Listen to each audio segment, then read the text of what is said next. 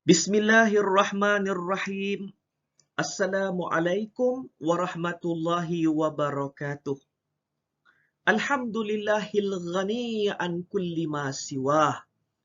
Wal muftaqiru ilaihi kullu ma adah. Wajibul wujudi wa ma siwahu mafqud. Kana walam yakun syai'un ghairuh.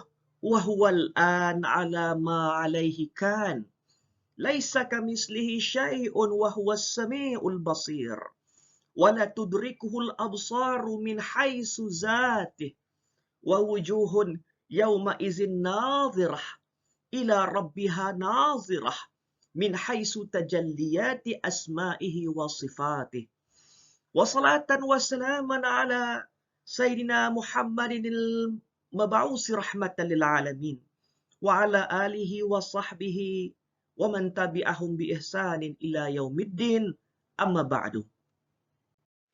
Alhamdulillah, pertama-tamanya dan buat selama-lamanya kita mengungkapkan puji dan syukur kehadrat Allah Subhanahu wa taala. Kerana Tuhan masih lagi sudi memberikan kekuatan dan kesempatan untuk sama-sama kita istiqamah dari siri yang pertama sehinggalah pada kali ini. Dan terima kasih tidak terhingga juga kepada pihak atau bahagian falak dan sumber maklumat Jabatan Mufti Kerajaan Negeri Sembilan Darul Khusus yang menyediakan platform yang sebegini sehinggalah menatijahkan kita dapat sama-sama mendiskusikan kitab Nihayatul Matlub li Tasfiyatil Qulub yang disusun oleh Syekhul Islam Syekh Wan Sulaiman bin Wan Siddiq. Mudah-mudahan Allah mengangkat kedudukan Syekhul Islam wa nafa'ana bihi wa bi'ulumihi fid daraini amin. Dan Allah memberikan dan melimpahkan sebesar-besarnya anugerah keberkahan, keberkatan kepada tuan-tuan dan puan-puan dan juga mempermudahkan kefahaman kita untuk memahami secebis daripada ilmu tarikat tasawuf ini. Dan insya-Allah sekarang kita sudah sampai kepada siri yang ke-10 dan kita akan mendiskusikan lagi. Hanya berbaki beberapa lagi subtopik di dalam buku kitab Nihayatul Matlub li Tasfiyatil Qulub. Insya-Allah tuan-tuan, saya akan cuba mempermudahkan lagi kefahaman. Yang penting kita akan sama-sama dapat menguasai apakah tujuan yang hendak disampaikan oleh Syekh Wan Sulaiman bin Wan Siddiq ini.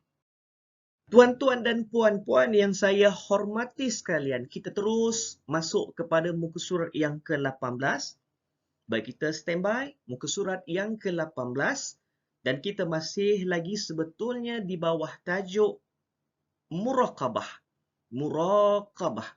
Dan maksud secara umum muraqabah sudah pun kita huraikan pada sisi yang sebelum ini dan pada kali ini di bawah subtopik 4.5.1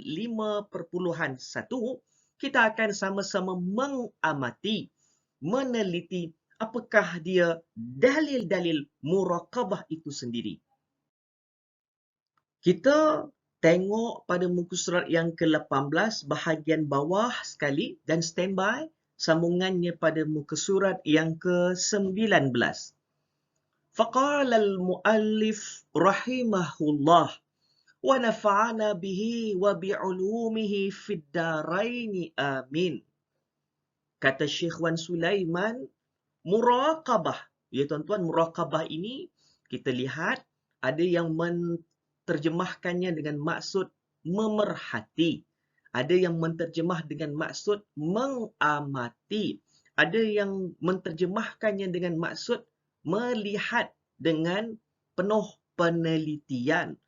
Jadi terjemahan itu pelbagai, likulli maqal.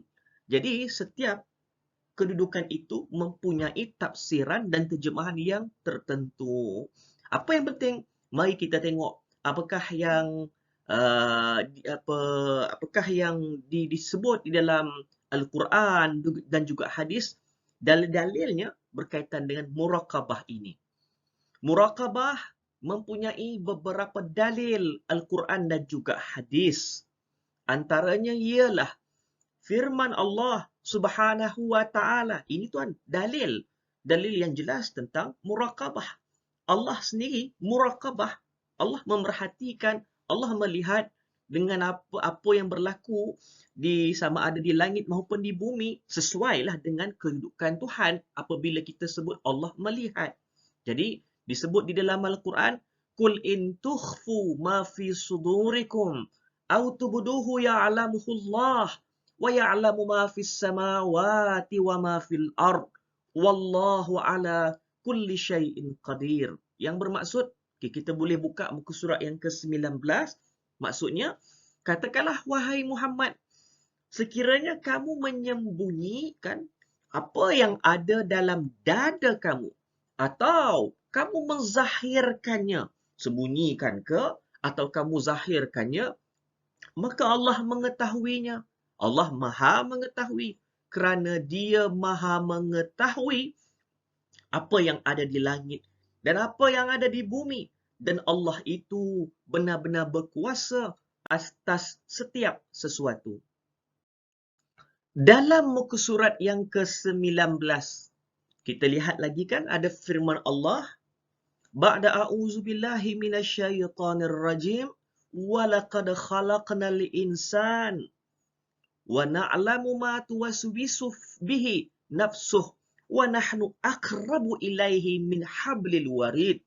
Yang bermaksud, sesungguhnya kami telah menciptakan manusia dan kami mengetahui apa yang dibicarakan oleh hatinya dan kami terlebih hampir kepadanya daripada urat leher. Jadi, kalau kita nak kata muraqabah itu, Allah terlebih maha muraqabah ke atas segala makhluk ciptaannya. Firman Allah lagi, Huwallazi khalaqas samawati wal arda fi sittati ayyam. Summa stawa 'alal 'arsy, ya'lamu ma yaliju fil ardi wa ma yakhruju minha, wa ma yanzilu minas sama', wa ma ya'ruju fiha, wa huwa ma'akum aina ma kuntum. Ini syahid dia. Ini fokus dia. Wa huwa ma'akum aina ma kuntum wallahu bima ta'maluna basir. Yang bermaksud, dialah yang telah menciptakan langit dan bumi dalam masa 6 masa. Kemudian dia beristiwa di atas arasy. Nah, ini perbahasannya panjang. Kalau terjemahan yang sebegini, diperlukan kepada tafsiran dan pada waktu yang lebih khusus. Kalau berkaitan dengan ayat-ayat yang mutasyabihat yang sebegini. Kemudian disambung lagi, dia mengetahui, Allah maha mengetahui apa yang masuk ke dalam bumi dan apa yang keluar darinya. Apa yang turun dari langit dan apa yang naik ke sana. Dia bersama kamu di mana sahaja kamu berada. Ulang balik, wahuwa ma'akum aina ma kuntum.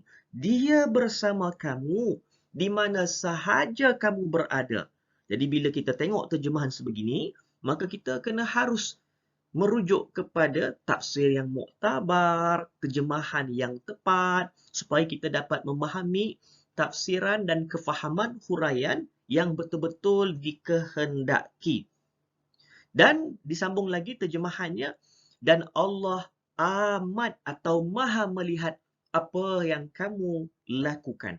Ini adalah sebahagian daripada dalil-dalil muraqabahnya Allah. Allah sendiri pun muraqabah.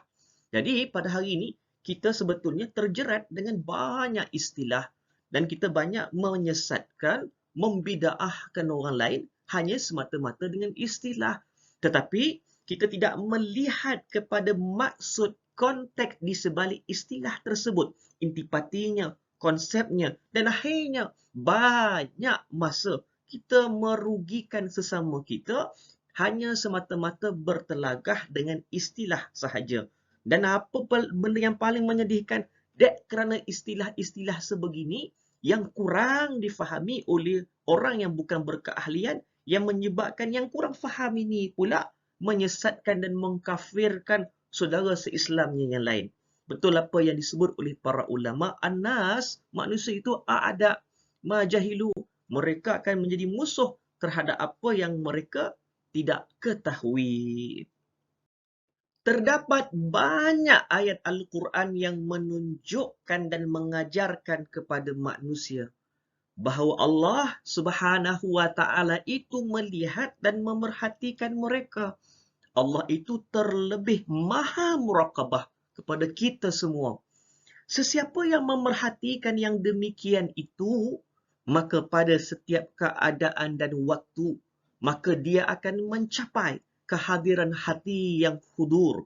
Kalau kita mengetahui Allah itu sendiri maha muraqabah kepada kita, Allah maha melihat, Allah maha mendengar, Allah maha menyaksikan segala-galanya, dan segala tindak tanduk kita ini akan menjadi bahan bukti untuk dipersembahkan dan dihadapkan dalam mahkamah Allah di padang mahsyar kelak. Maka ketika itu, kalau kita mempunyai kesedaran yang sebegini, maka hati itu sentiasa hudur, sentiasa firm dengan Allah Maha melihat, Allah Maha mendengar amalan kita, perbuatan kita dicatat dan dicatat.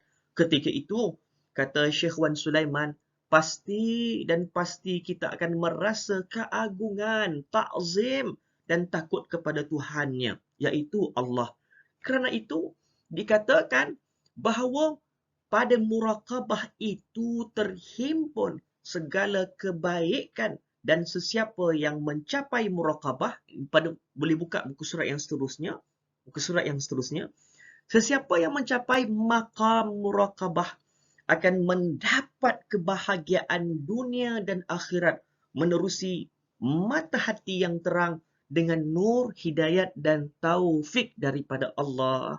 Dan inilah yang kita inginkan, dapatan daripada zikrullah, sama ada dengan kesan daripada kesungguhan, riadah dan juga mujahadah, dan melalui panduan dan bimbingan guru mursyid, berlandaskan tarikat yang muktabar, yang berdaftar di bawah enakmen Tarikat Tasawuf Negeri Sembilan 2005 tadi. Mudah-mudahan kita memperoleh muraqabah tadi setelah merentas jalan-jalan atau aturan yang yang diberikan guideline-nya oleh para mursyid. Dan inilah dia punya buahnya dan dapatannya di sebalik zikrullah tadi, dapat merasai anta'budallah ka'annaka tarah fa illam takun tarahu fa innahu yaraka. Menyembah Allah seakan-akan engkau melihat Allah. Ini namanya muraqabah namanya. Jika sebelum ini kita dah pun melihat dalil-dalil muraqabahnya daripada Al-Quran, nah sekarang kita akan melihat pula dalil-dalil daripada hadis itu sendiri, sunnah Nabi sendiri.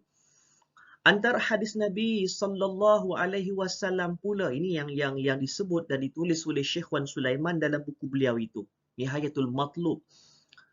Nabi bersabda, al-ihsan ini adalah jawapan Nabi kepada Jibril alaihi salam yang bertanya kepada Nabi, ya Muhammad, akhbirni anil ihsan. Dan kita mengetahui dan sudah pun kita melihat bahawa sebelum ini kisahnya kan ada satu hadis, Jibril alaihi salam datang kepada Nabi dengan penerampilan sebagai seorang lelaki yang tidak dikenali, pakaiannya terlalu putih, rambutnya terlalu hitam, membawa adab sopan yang tinggi di hadapan Rasul, bertanya pelbagai soalan. 3 soalan yang utama yang akhirnya menjadi kefahaman kepada kita itulah pilar ataupun rukun beragama. Soalan berkaitan dengan rukun Islam, berkaitan dengan rukun iman, berkaitan dengan rukun ihsan.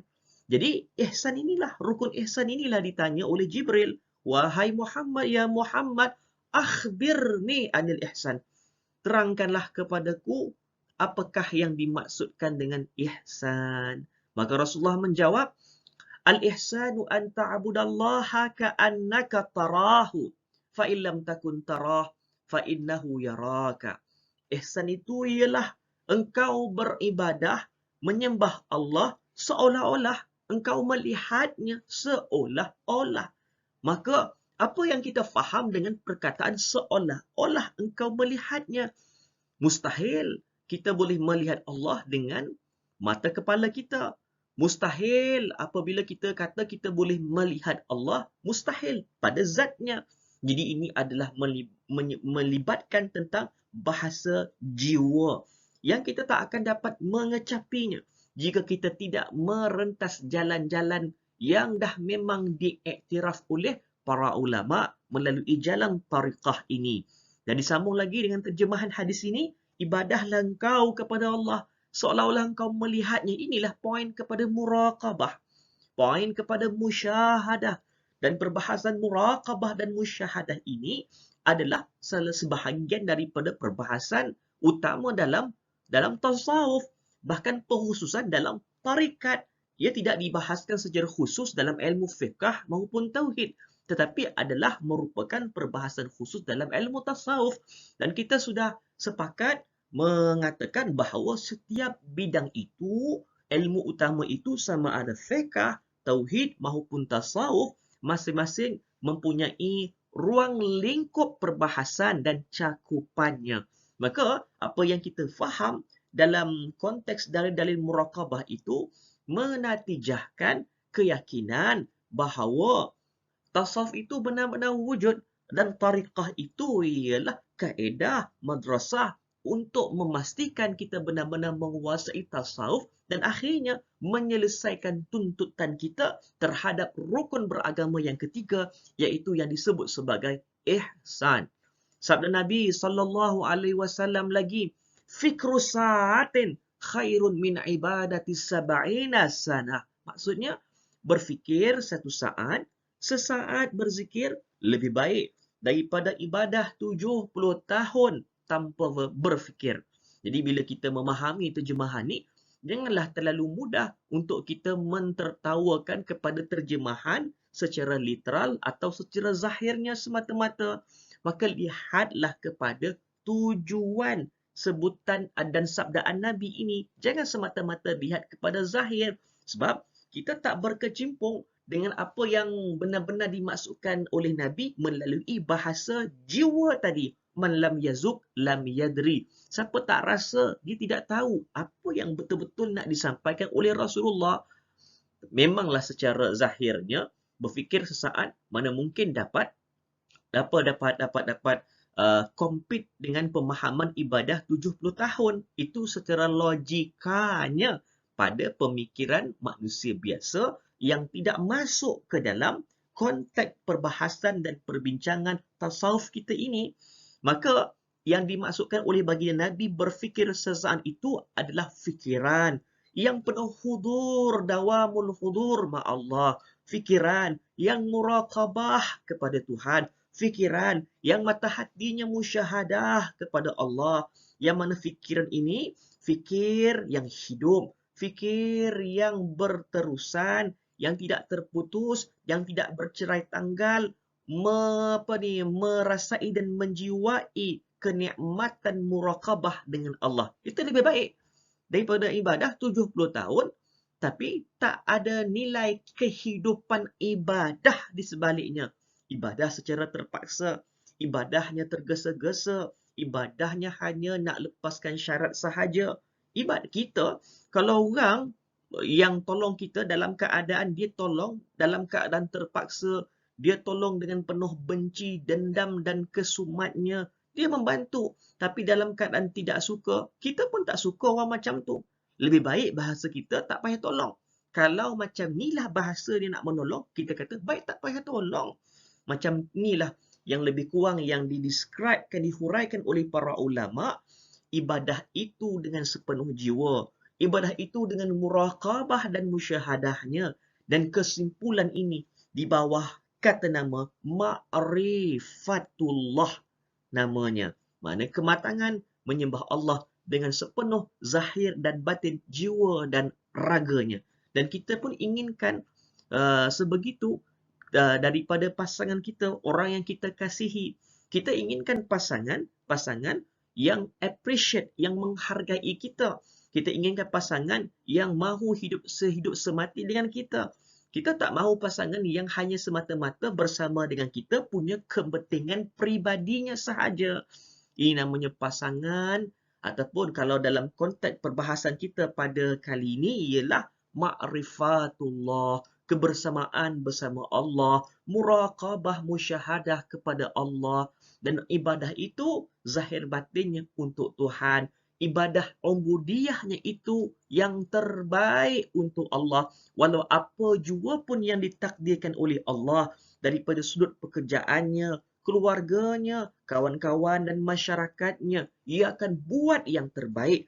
Ditunjukkan yang terbaik, wahai Allah, apa jua engkau tentukan kepada aku, dengan apa jua pekerjaan, kehidupan, ketentuan, qada dan qadarmu, aku akan buat yang terbaik untukmu, wahai Allah. Ini kan nilai di sebalik orang yang mempunyai mata hati terhadap maksud muraqabah yang kita bincangkan dalam konteks perbahasan diskusi kitab kita pada kali ini.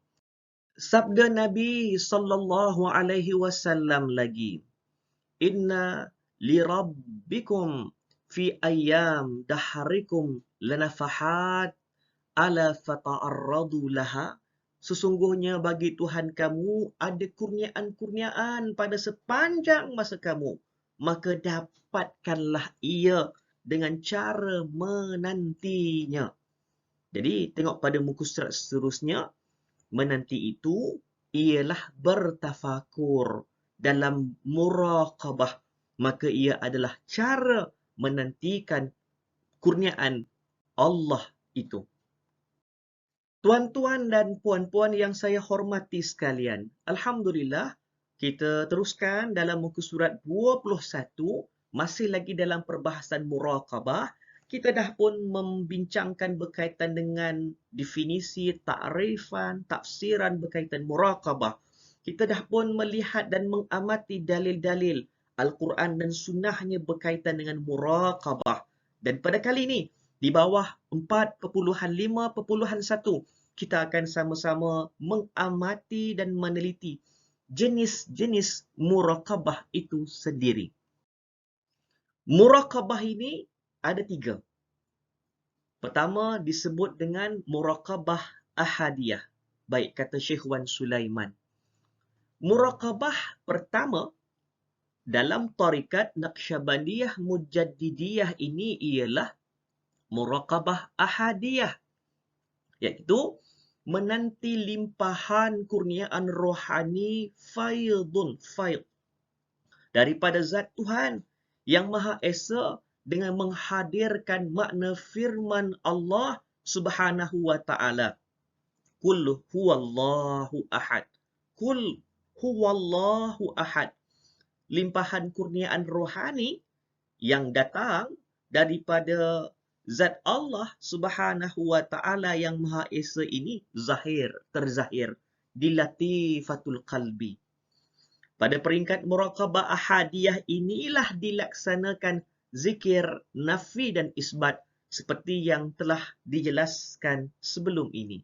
Jadi bila kita sebut dengan limpahan kurniaan rohani, bukan dengan apa yang difahami sebahagian orang bila duduk berzikir, tiba-tiba kita nampak cahaya macam spotlight atas kepala kita. Tak.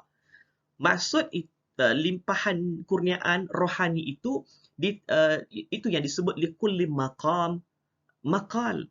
Setiap kedudukan itu ada bahasa-bahasa yang diperoleh melalui kesungguhan latihan kerohanian itu sebelum ini. Baru dia akan dapat limpahan tadi berdasarkan kesungguhan masing-masing. Itu semua adalah limpahan anugerah daripada Allah. Jadi, kalau kita lihat kepada riadah, ni bukan riadah main bola sepak. Tak, riadah ni latihan yang bersungguh-sungguh mujahadah dengan aturan zikrullahnya, setelah berbai'ah dan mempunyai ijazahnya, kebenaran, keizinan daripada guru mursyid, maka si murid tadi menyelesaikan tuntutan dengan zikrullah pada zikir dan makam-makam lataifnya, latifatul qalbi, roh, sir, khafi, akhfa, nafsu atiqah, kullu jasad. Kemudian masuk pula kepada zikir khafi, nafi isbat, la ilaha illallah. Maka di situ dia akan memperoleh mudah-mudahan dengan firm keyakinan tauhid nikmat limpahan, benar-benar ia akan menjiwai dengan ahadiyahnya Tuhan. Maksudnya, kul huwallahu ahad.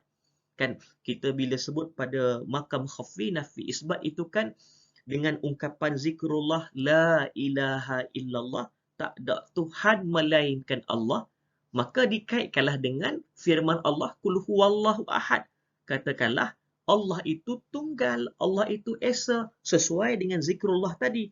Tak ada Tuhan melainkan Allah. Tujuan di sebalik ungkapan itu ialah ahadiyah ini. Kita nak muraqabah, nak memastikan jiwa kita, seluruh tubuh badan kita, penjiwaan kita, rohani kita menyaksikan dengan penuh firm dan teguh bahawa Allah itu satu-satunya Tuhan yang disembah. Keesaan dan ketunggalan Allah itu dapat kita nikmati dengan penuh penjiwaan melalui muraqabah ahadiyah ini. Itu yang tidak akan diperoleh hanya semata-mata dengan teori.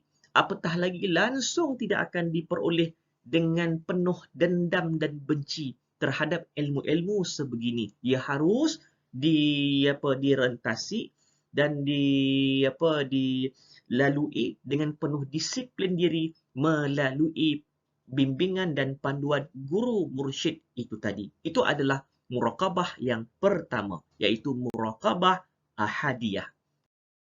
Sekarang kita masuk kepada muraqabah yang kedua. Tadi muraqabah yang pertama namanya muraqabah ahadiyah. Kedua ni namanya muraqabah ma'iyah. Ingat je, pertama ahadiyah, kedua ni ma'iyah. Ahadiyah tu apa? Ahad, ketunggalan dan keesaan Allah. Kan kesan berzikir la ilaha illallah, tak ada Tuhan melainkan Allah, itu kan menggambarkan tunggalnya Tuhan, esanya Tuhan. Mustahil ada kuasa lain yang sekutu dengan Allah. Jadi ketika itu kita dapat muraqabah dan menjiwai, merasai dengan sepenuhnya, firm dalam jiwa kita, tauhid kita, bahawa benar-benar keesaan Allah itu benar-benar kita rasa di jiwa dan seluruh raga kita. Sebab itu disebut sebagai muraqabah ahadiyah. Dan yang kedua namanya muraqabah ma'iyah. Muraqabah kedua yang dilaksanakan ialah muraqabah ma'iyah. Muraqabah ini boleh dilaksanakan setelah mendapat keizinan mursyid. Jadi tak boleh tuan-tuan kita main langkah-langkah makam, langkah-langkah zikir, suka hati pergi sini-sini, tak boleh. Semua tu mesti pemantauan, mesti direntasi, mesti bertatih satu demi satu. Jadi walaupun nampak sebegitu, dia sebetulnya dia akan jadi mudah kalau kita follow je, ikut je lah Syekh Mursyid, sebab mereka lebih matang dan lebih tahu bagaimana untuk berinteraksi dengan diri kita.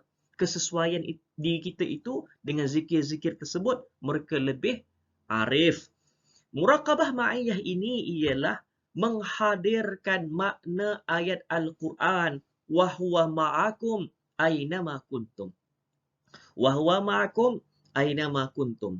Tadi kalau muraqabah ahadiyah, kul huwallahu ahad kan? Kalau muraqabah ma'iyah, hadirkan maksud ayat wahuwa ma'akum aynama kuntum. Maksudnya, dia bersama kamu di mana sahaja kamu berada. Dia bersama kamu di mana sahaja kamu berada. Ini yang disebutkan dengan muraqabah ma'iyah. Tuan-tuan dan puan-puan yang saya hormati, saya amat berharap sangat-sangat agar apabila kita sudah sampai ke dalam diskusi siri yang ini, kita mesti tak nak kena revision balik. Kita ulang kaji balik daripada siri yang pertama sehinggalah siri yang sebelum ini, agar yang penting kita nampak keterkaitan antara satu dengan yang lain. Nanti kalau kita main lompat-lompat, sekejap ke sini, sekejap ke sini, kita akan jadi pening. Kita akan jadi ada beberapa perkara yang kita rasa kurang faham. Kerana ada perkara-perkara perbahasan yang kita terlepas dan kita kurang faham.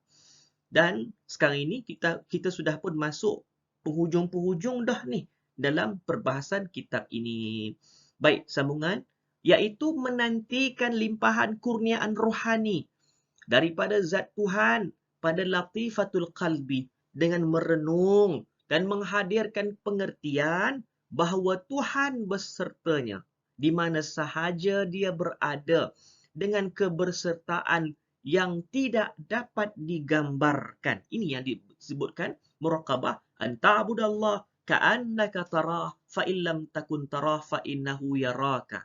Ini yang dimaksudkan kita menyembah Allah seolah-olah melihat Allah, tapi melihat dengan sesuatu yang mustahil dapat digambarkan dengan akal, dengan bahasa kita. Tapi kefahaman itu dapat ditafsirkan dengan jiwa masing-masing, hasil daripada mujahadah dan kesungguhan riadah latihan rohani yang sudah pun kita sebutkan aturan dan kaedahnya sebelum ini. Sambung lagi, kebersertaan di sini ialah kebersertaan pada taklukan sifat-sifat Tuhan. Bukan bermaksud kita bersama dengan Allah itu dengan zat Allah, dengan akal fikiran kita. Kemudian, di mana semua makhluk tidak terlepas daripada taklukan sifat-sifat itu.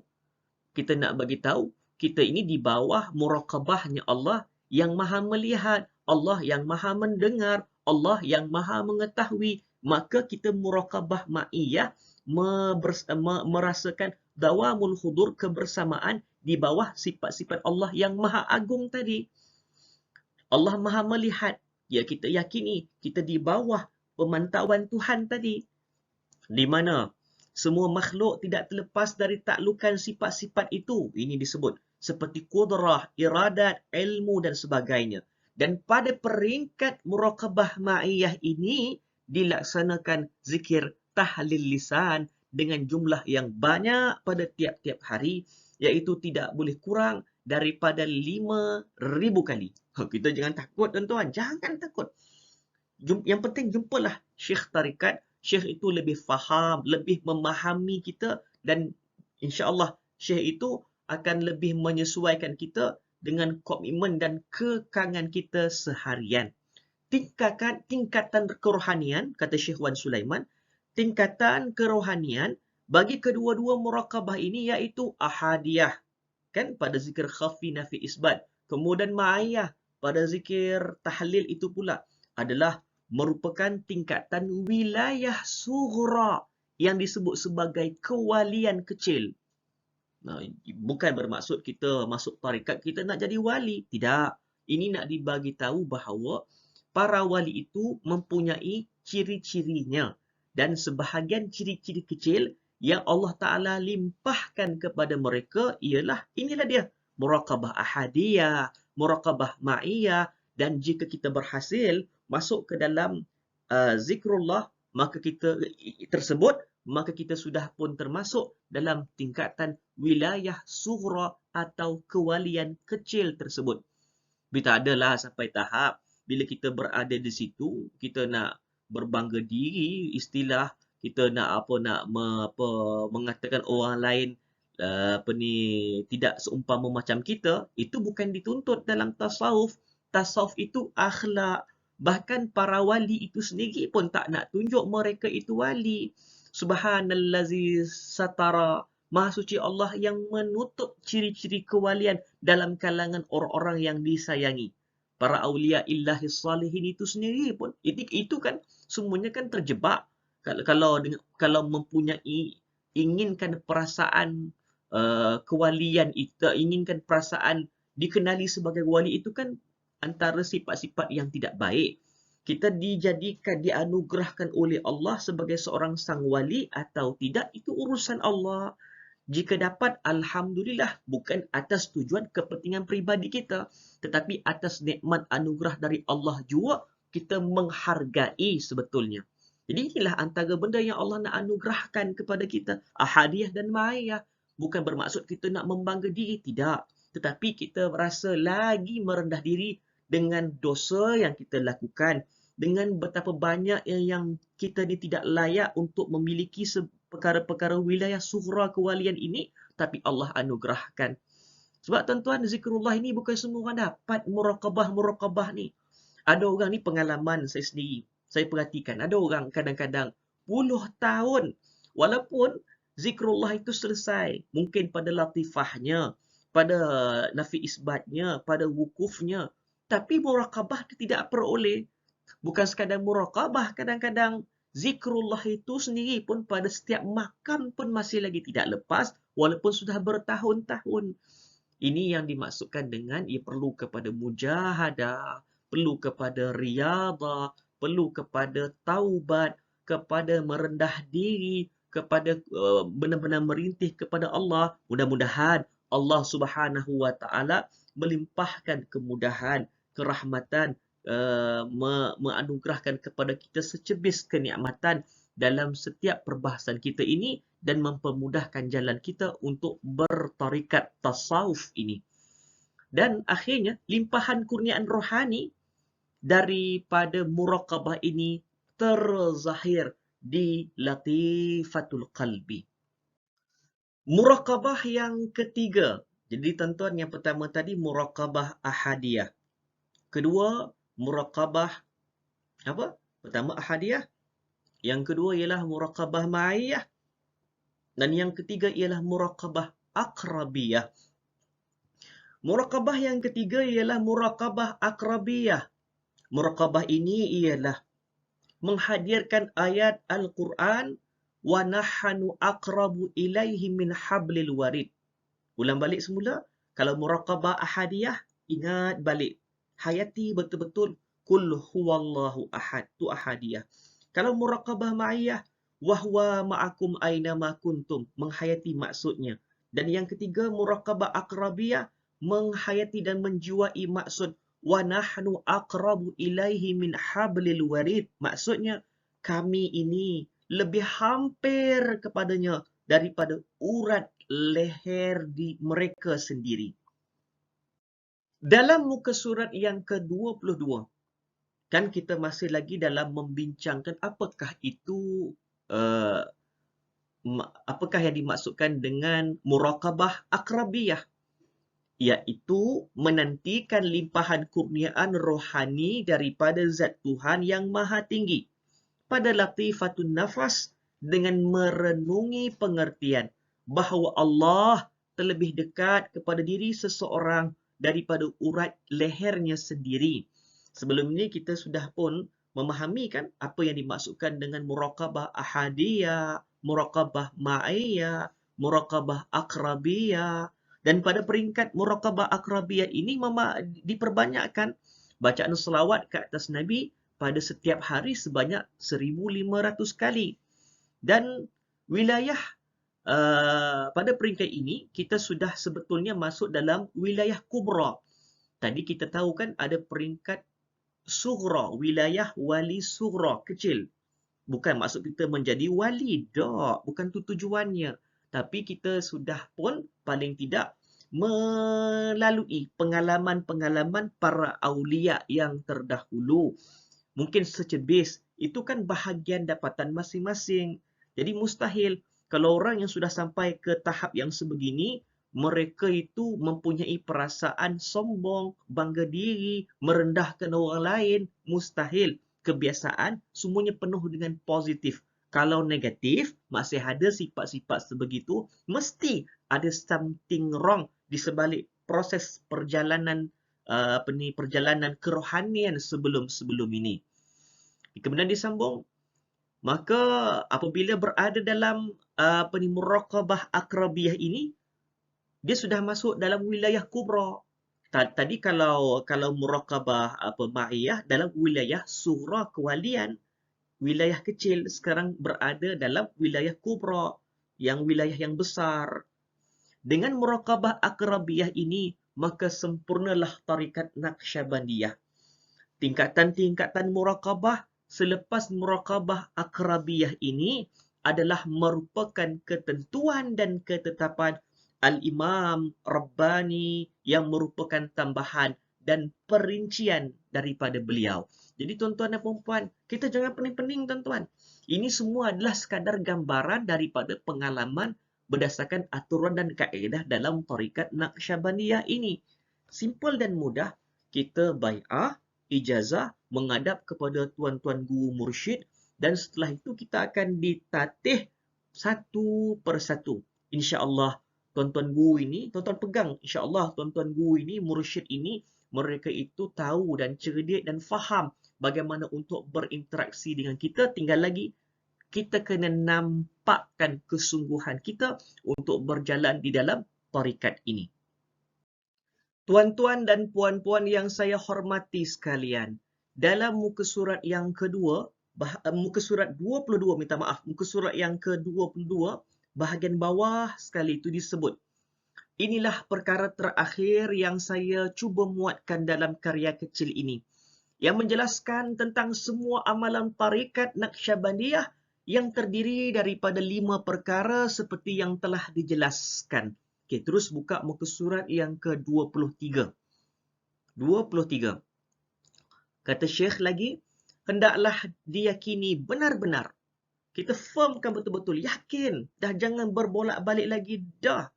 Kita yakin bahawa setiap satu daripada amalan tersebut adalah secara tersendiri boleh menyampaikan kepada Allah Subhanahu wa taala. Ini tuan-tuan based on pengalaman, berdasarkan keilmuan Syekh Wan Sulaiman. Syekh Wan Sulaiman nak dibandingkan dengan kita siapa? Syekh Wan Sulaiman yang cukup hebat. Dia Syekhul Islam, tuan-tuan. Orang yang cukup alim, orang yang betul-betul alamah, orang yang fahamah, orang yang faqih, orang yang sufi, orang yang bukan sekadar mempelajari teori, bahkan mempraktikkan ketiga-tiga rukun beragama ini, sama ada Islam, iman dan ihsan, fiqh, tauhid maupun tasawuf, dan beliau dikenali dengan orang yang alim dalam ilmu-ilmu alat yang lain, dengan bahasa Arabnya, dengan termasuklah juga dengan ilmu berkaitan dengan tafsir dan juga mustalah, usul fiqh dan sebagainya. Maka beliau sendiri kata, inilah antara sebahagian amalan-amalan yang secara tersendirinya boleh menyampaikan kepada Allah Subhanahu wa taala. Pesan Syekh Wan Sulaiman. Ini benda yang kalau kita baca ni tuan-tuan, dalam muka surat yang ke-23 ni, akan menyebabkan jiwa kita sayu mendengar sendiri wasiat rintihan hati Syekh Wan Sulaiman. Syekh Wan Sulaiman membahasakan kita dengan bahasa sahabat, tuan-tuan. Kata Syekh Wan Sulaiman, wahai sahabat saya, ni wasiat beliau ni. Hendaklah anda bersungguh-sungguh mengamalkan tarikat ini. Dan jangan pedulikan, jangan anda hiraukan kata-kata orang yang mengingkarinya. Jangan peduli lagi dah orang yang benci pada tarikat. Jangan peduli. Fokus kepada tarikat ini. Dan di depan mata kita sudah terbentang platform tarikat ini. Dan ini adalah sebahagian khazanah, warisan yang berharga yang mesti kita kena teruskan. Kalau tidak, kita tak akan dapat merasai apa yang dinikmati oleh ulama yang muhaqqiqin pada zaman yang terdahulu. Rugi kita. Kalaulah hari ini kita hanya sekadar mendengar cerita wali-wali Allah, sedangkan kita sendiri tak nak merentas jalan-jalan tersebut. Maka cukuplah bagi kita, kata Syekh Wan Sulaiman, cukuplah bagi kita kata-kata Syekh Ibnu Hajar Haytami. Tuan-tuan, Ibnu Hajar Haytami ini adalah seorang tokoh yang cukup besar dan hebat dalam bidang fiqh. Ibnu Hajar Haytami sendiri menyebut dalam karya beliau Al-Fatawah Al-Hadisiyah, di mana beliau memuji tarikat Naqsyabandiyah. Dan sudah tentu, kata Syekh Wan Sulaiman, sudah tentu beliau tak akan puji tarikat ini kecuali setelah meneliti dan menilainya dengan terperinci. Kerana beliau sendiri, Syekh Ibnu Hajar Haytami ini, merupakan salah seorang daripada tokoh besar ulama syariat yang mempertahankan syariat. Maksudnya, orang-orang sebegini, mereka memang betul-betul teliti dalam mengeluarkan sebarang statement, hukum hakam dan juga cadangan semua. Memang orang yang kata betul-betul otaknya cerdas dalam meneliti sesuatu, isu dan perkara. Sambungan lagi, kata Syekh Wan Sulaiman, berkaitan dengan pendirian Ibnu Hajar Haytami, berkaitan dengan tarikat ini kerana sudah diketahui umum bahawa tidak boleh menerima dan menolak sesuatu kecuali setelah diteliti dan dinilai dengan terperinci menggunakan ukuran syariat. Maka begitu jugalah yang telah dilakukan oleh Syekh Ibnu Hajar ketika memuji tarikat ini. Kalau beliau puji, maknanya betul-betul lah tu dia puji. Bukan maksudnya ada maksud kepentingan peribadi tersendiri. Tidak, tidak. Dan kalau betul-betul tarikat ini ketika itu dilihat oleh Ibnu Hajar Haytami mempunyai kepincangan dan kesesatan, pasti sudah lama beliau akan cakapkan perkara yang sedemikian. Tetapi tidak. Bahkan Ibnu Hajar Al-Haytami sendiri memuji tarikat sebagai salah satu wadah dan platform yang menyumbang kepada pembangunan ummah itu sendiri. Alhamdulillah tuan-tuan dan puan-puan, kita sudah pun membincangkan berkaitan dengan pendahuluan kitab ini. Kita dah pun masuk kepada meneliti apakah tujuan mengamalkan tarikat Naqsyabandiyah itu sendiri.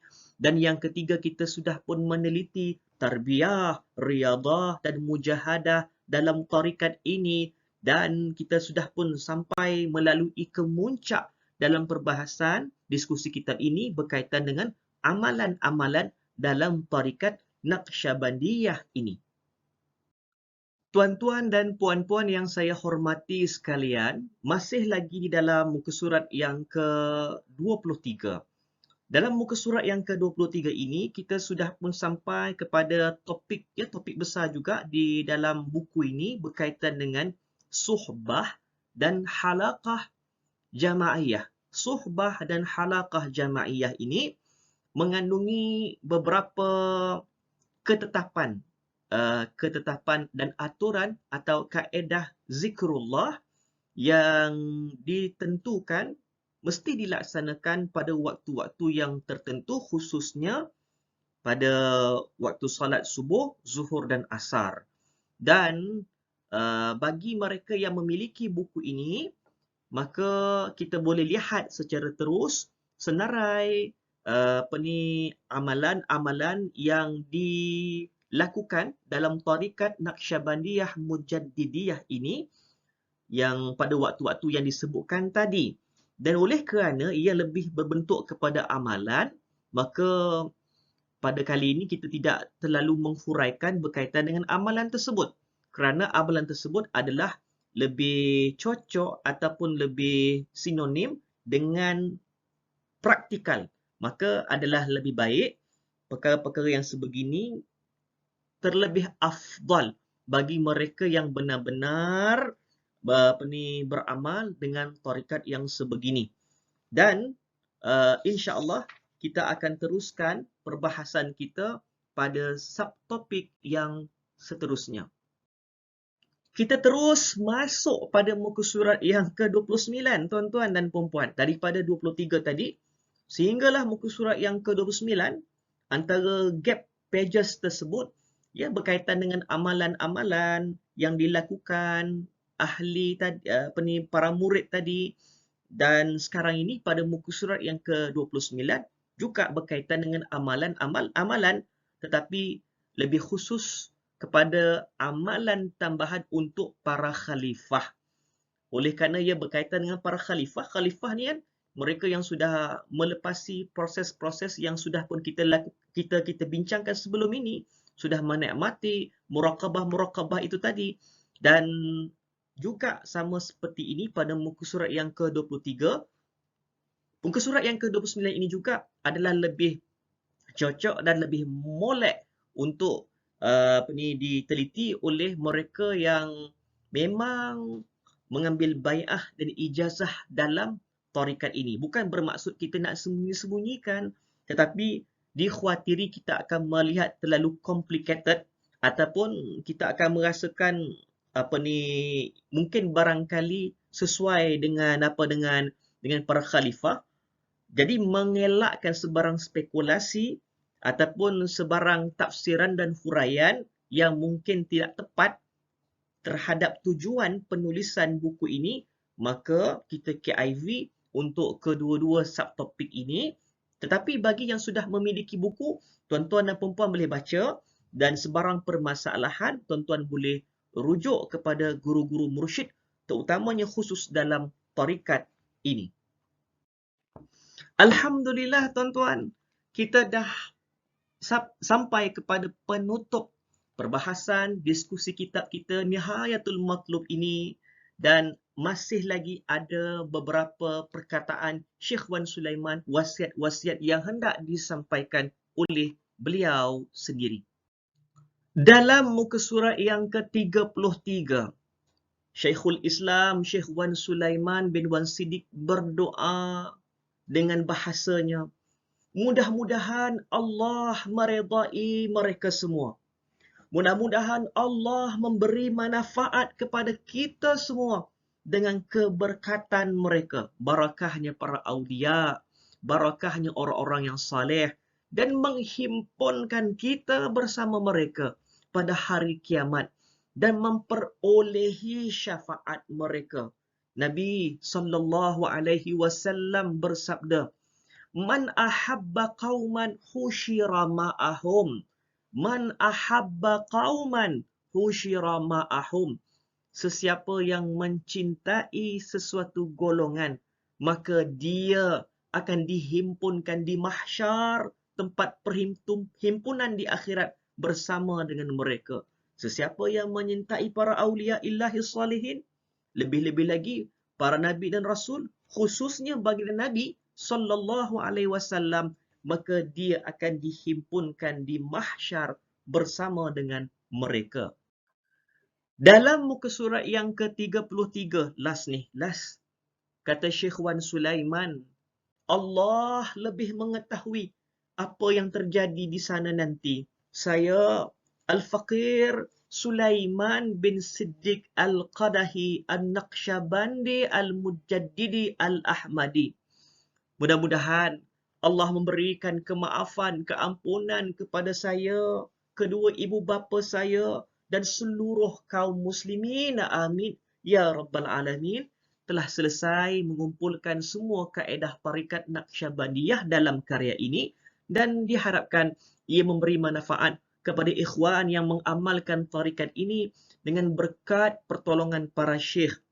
Kerja ini selesai pada 30 hari bulan Jamadil Awal tahun 1337 Hijrah di Kedah Darul Aman. Mudah-mudahan negeri ini, kata Syekh Wan Sulaiman, dan negeri kita semua juga, seluruh di dalam Malaysia, mudah-mudahan sentiasa terpelihara daripada bala bencana dengan berkat kemuliaan Nabi yang sangat mulia, penghulu sekalian manusia, penghulu Sayyidul Anbiya'i war Rusul.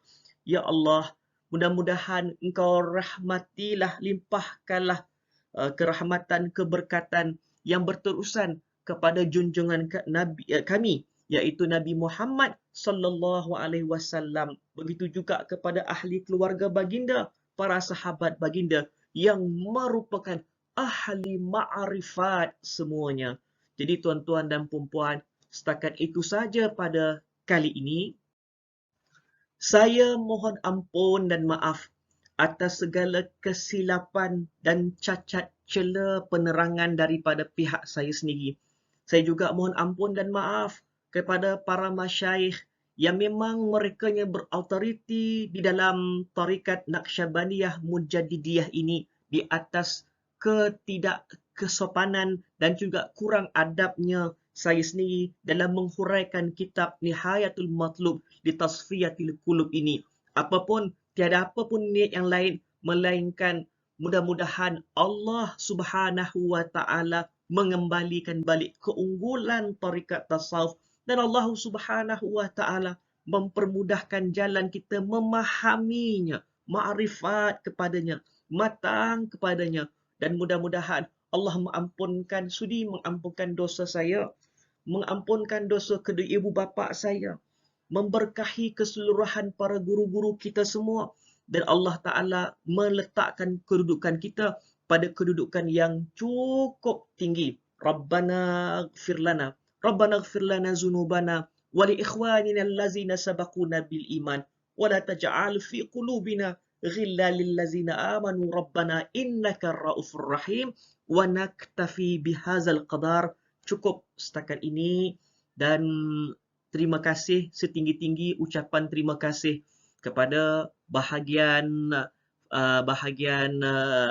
falak dan sumber maklumat Jabatan Mufti, Kerajaan Negeri, Negeri Sembilan Darul Khusus yang berusaha menyediakan platform dan wadah ini, dan akhirnya kita banyak mendapatkan manfaat daripada program diskusi kitab, pengajian kitab online ini. Dan terima kasih kepada tuan-tuan dan puan-puan semua. InsyaAllah kita bertemu lagi pada masa-masa yang akan datang. Jumpa lagi. Sekian. Assalamualaikum warahmatullahi wabarakatuh.